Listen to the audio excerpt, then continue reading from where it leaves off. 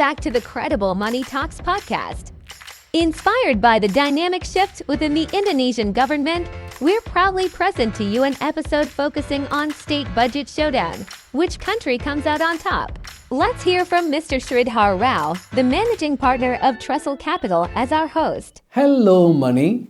Welcome to another episode of Credible Money Talks. We wish you all a very happy New Year 2025. In our last episode, we highlighted the performance of state-owned enterprises in Indonesia and compared it to other countries. The performance statistics indicated poor results. We hope that the new government takes note of this poor performance and plans out a recovery strategy. In this episode, we are looking at evaluating state budget performance by country. So we have looked at state budget sources of revenues, determined variables such as multiplier effect from state budgets, and administrative cost percentage to total expenditures. These variables are tabulated to evaluate state budget performance, and we subsequently also looked at historical allocation of funds in state budgets. So first, sources of revenues. So we looked at sources of revenues for state budgets by country. It is to be noted that a diversified source of revenues for state budget is an indicator of a stable, low-risk economy versus that of a country which has a weighted source of revenues. For example, if a country has source of revenues which are very high on tax revenues with very low percentage on other sources, or maybe a country has a very high percentage of revenues from oil sales and very low percentage of revenues from other sources, that's considered not a very well diversified portfolio of revenues for a state budget. So in this slide, we can note that the dependency of a country on tax revenues, such as that of UK, Germany, USA, Philippines, France, Vietnam, Thailand, and China, can be categorized as countries with high taxes versus that of Indonesia and India, which have relatively low taxed revenues. The slide also indicates that countries such as Indonesia and India have a balanced view on tax revenues. So, meaning that we have Indonesia and India with a well-diversified source of revenues for the state budget. We also looked at non-tax revenues or revenues from investments, etc. Well, in this slide, you can see that the country with very high non-tax revenues, which is basically China, means that the country is dependent on external sources of revenues, and this is subject to volatility of markets. So China is in the front line of such volatility in the markets. But on the other hand, if markets perform well, China is up to get a boost in their budget revenues. We look next at state budget deficits or borrowings. And it may be of no surprise, as you can see in the slide, that the USA is on top of the list, where we know for decades they have nurtured a high deficit or borrowings-based economy, and subsequently also followed that by that of the UK and then that of Japan. they are all high deficit, or budget deficit economies.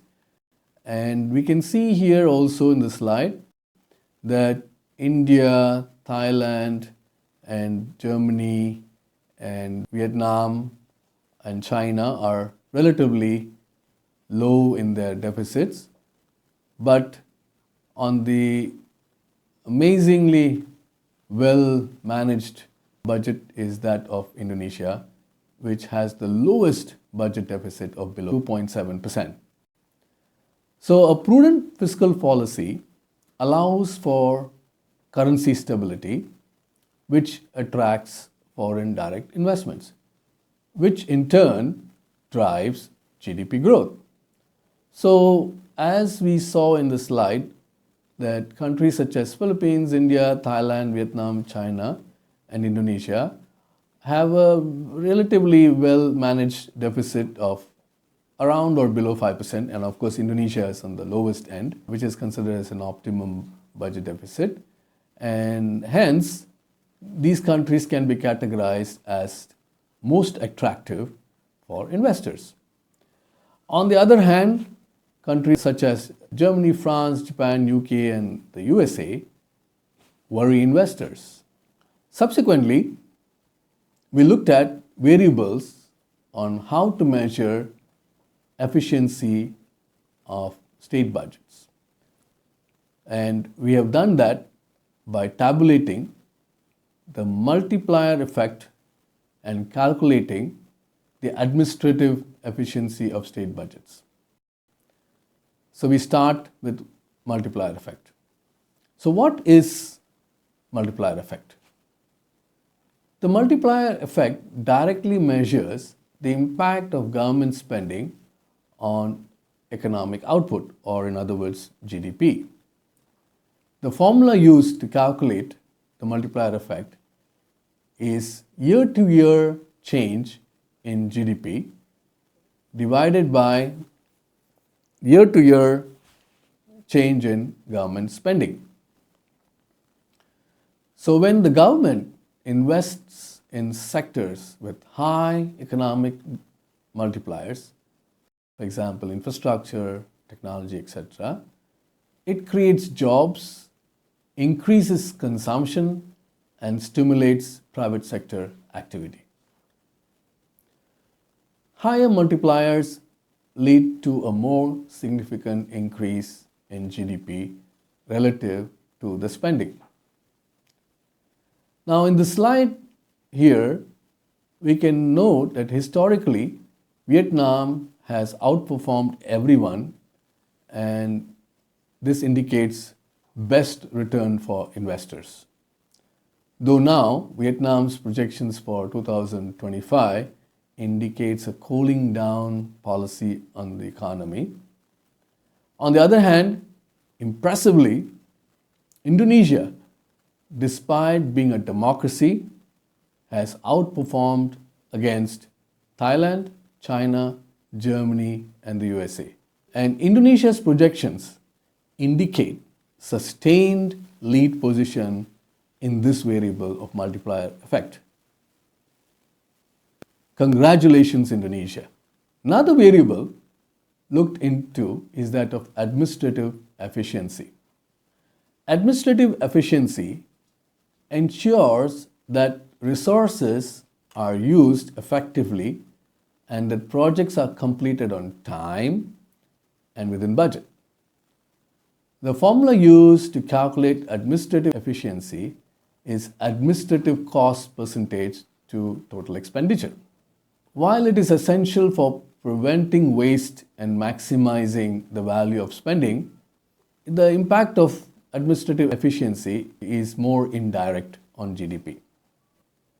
Efficient administration can enable timely infrastructure development and smooth implementation of high multiplier projects. Well, in the slide here, you can notice that Thailand, Philippines, Vietnam, Japan, UK, US, India, and Germany have poor administrative cost efficiency, as the numbers indicate. China, Malaysia, and Indonesia have good administrative cost efficiency.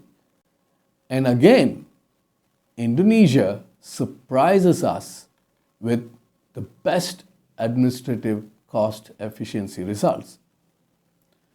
Kudos to Sri Mulyani and team to achieve this amazing result.